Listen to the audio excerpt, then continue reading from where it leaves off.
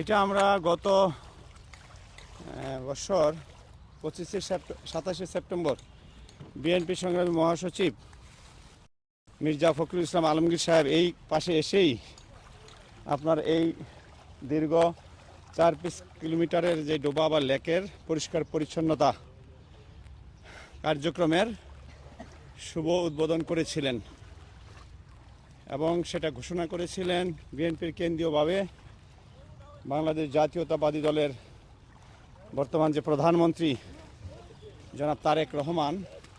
ডোবা নালা খাল পরিষ্কার পরিচ্ছন্নতা কার্যক্রম সারা দেশব্যাপী বিএনপির প্রতিষ্ঠা বার্ষিকী উপলক্ষে সেটা ঘোষণা দিয়েছিলেন। তার ধারাবাহিকতায় আমরা এটা প্রায় 54 থেকে 56 দিন আমরা পরিষ্কারের কাজ করেছি। অনেক শ্রমিক ভাইরা, তার সাথে আমাদের অনেক নেতাকর্মী, বিশেষ করে পশ্চিম থানা বিএনপির অনেক নেতাকর্মী এখানে অংশগ্রহণ করেছিলেন। কিন্তু এই আমাদের নির্বাচনের সময়টায় আমরা অনেক সবাই ব্যস্ত ছিলাম। তারপরে দেখলাম আবার কচুরিপানা থেকেই আসলে 2-1টা কচুরিপানা থাকলে সেখান থেকে এটা জন্ম নেয়। এই দীর্ঘ 1 মাসের গ্যাপে এখানে কচুরিপানা এবং ব্যাপক ময়লা, আশেপাশে বৈধ স্থাপনাও আছে, অবৈধ অনেক স্থাপনা আছে, তা থেকে ময়লায় স্তূপ হয়ে গিয়েছে এখানে বিভিন্ন জায়গায়।